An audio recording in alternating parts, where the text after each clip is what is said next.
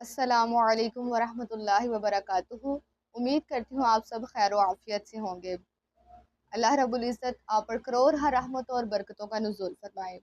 آج میں جو کتاب شروع کرنے جا رہی ہوں اس کا نام ہے عجیب و غریب واقعات۔ اس کتاب کے مصنف کا نام ہے الحافظ القاری مولانا غلام حسن قادری۔ اس کتاب میں بے شمار نہایت ہی دلچسپ واقعات موجود ہیں۔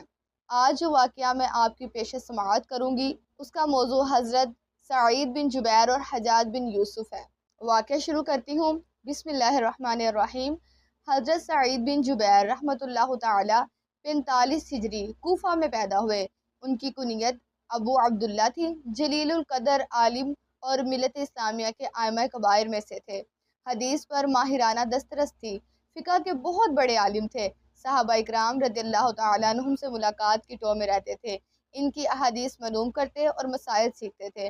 قرآن کریم کے نہایت خوش آہنکاری تھے۔ تفسیر قرآن کا اسلوب حضرت عبداللہ بن عباس رضی اللہ تعالیٰ عنہما سے سیکھا۔ حجاج بن یوسف ان کے علم و فضل کا بے حد مداح تھا۔ یہ وہی شخص تھا جس نے انہیں کوفہ کا قاری مقرر کیا۔ پھر وہ آپ کا دشمن اس وجہ سے بنا کہ آپ بنو امیہ کے حریف ابن اشحص کے ہمنوا تھے اور بنو امیہ کے مقابلے میں ابن اشحص کو حق پر سمجھتے تھے۔ ابن اشحص حجاج کے خلاف معرکہ ارئی میں مارا گیا تو حجاج سعید بن جبیر رحمۃ اللہ تعالیٰ کے پیچھے پڑ گیا۔ آپ حجاج کی حمایت سے معذوری ظاہر فرماتے رہے۔ حجاج نے انہیں موت کے گھاٹ اتارنے کی دھمکی دی مگر وہ اپنے موقف پر قائم رہے۔ بالآخر آپ شہید ہو گئے۔ امام احمد بن حنبل رحمۃ اللہ تعالیٰ جب ان کا تذکرہ کرتے تھے تو بے ساختہ رو کر فرماتے تھے، اللہ کی قسم سعید بن جبیر اس حال میں قتل کیے گئے کہ روئے زمین کا ہر مسلمان ان کے علم کا محتاج تھا۔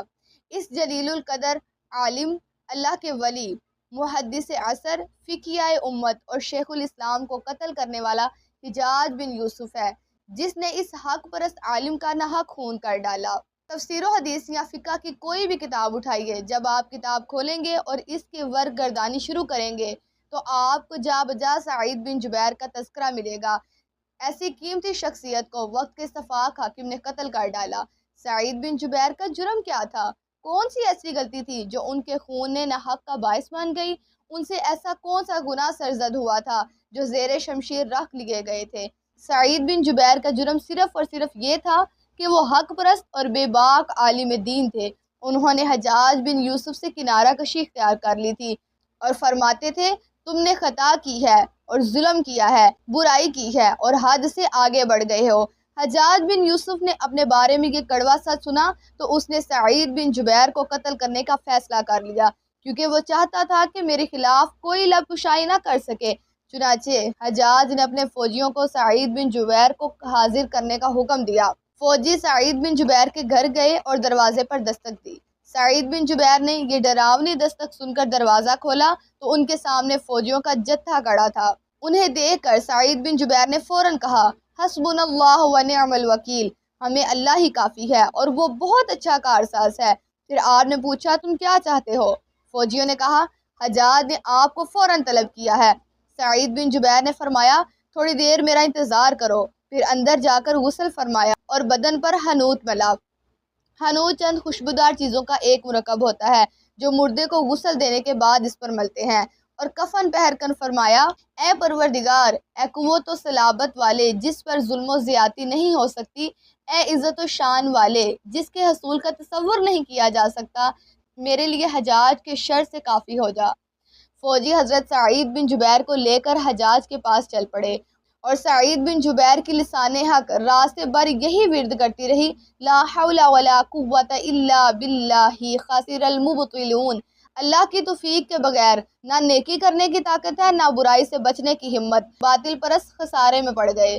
سعید بن جبیر جب حجاج کے دربار میں پیش ہوئے تو وہ غصے میں بڑا بیٹھا تھا اور اس کی آنکھیں غیظ و غضب کے شر سے برس رہی تھی۔ سعید بن جبیر نے فرمایا، السلام علی من اتبع الہدی، جو سیدھی راہ اختیار کرے اس پر سلامتی ہو۔ حجاج، تمہارا نام کیا ہے؟ سعید بن جبیر۔ حجاج، تم سعید بن جبیر نہیں، تم تو شکی بن قصیر ہو۔ سعید، یہ نام میری ماں نے رکھا تھا، یقیناً وہ زیادہ جانتی تھی۔ حجاج، تم اور تمہاری ماں دونوں بدبخت ہو۔ سعید، غیب کا علم صرف اللہ رب العزت کو ہے، حجاج محمد صلی اللہ علیہ وآلہ وسلم کے بارے میں تمہاری کیا رائے ہے؟ سعید وہ ہدایت کے نبی ہیں، وہ رحمت کے امام ہیں۔ حجاج حضرت علی رضی اللہ تعالیٰ عنہ کے بارے میں تم کیا کہتے ہو؟ سعید اللہ کو پیارے ہو گئے ہیں، رحمت کے امام تھے۔ حجاج میرے بارے میں کیا رائے ہے؟ سعید تم ظالم ہو، اللہ کے پاس اپنی گردن پر مسلمانوں کے ناحق خون لے کر جاؤ گے۔ حجاج میں تمہیں سونے چاندی سے نوازنا چاہتا ہوں۔ یہ کہہ کر حجاج نے خدام کو حکم دیا کہ سونے چاندی کے 2 تھیلے سعید بن جبیر کے سامنے ڈال دو، جو فوراً ڈال دیے گئے۔ سعید یہ کیا ہے حجاج؟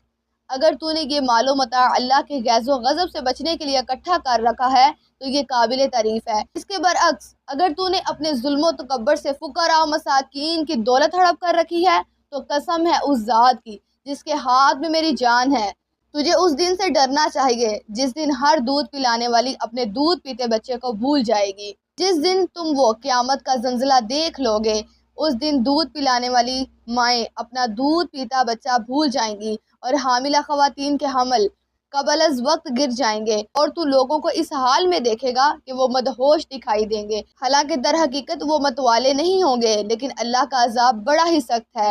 حجاج بولا تم بھی ہماری طرح کیوں نہیں ہنستے؟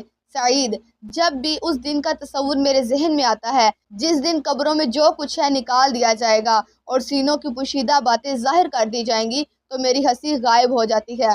حجاج پھر ہمیں ہنسی کیوں آتی ہے؟ سعید لوگوں کے دل یکساں نہیں ہوتے۔ حجاج ہم تمہاری دنیا کو ایسی آگ میں تبدیل کر دیں گے جو بڑی شعلہ بار ہوگی۔ سعید اگر تو اس پر قادر ہوتا تو میں اللہ کو چھوڑ کر تیری عبادت کرتا۔ حجاج میں تمہیں اس طرح قتل کروں گا جس کی مثال نہیں ملے گی۔ سعید اللہ کی قسم تم جس طرح مجھے قتل کرو گے اسی طرح اللہ تعالیٰ تمہیں قیامت کے دن قتل کرے گا۔ حجاج اسے قتل کر دو۔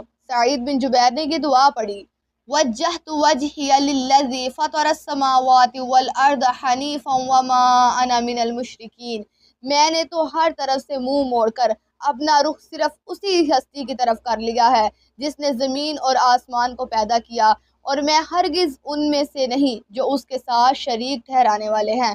حجاج اس کا چہرہ قبلے سے پھیر دو۔ سعید بن جبیر نے یہ آیت پڑھی، فَأَيْنَمَا تُوَلُّوا فَثَمَّ وَجْهُ اللَّهِ، جس طرف بھی تم رخ کرو گے اسی طرف اللہ تمہارے سامنے ہے۔ حجاج اسے زمین پر ڈال دو۔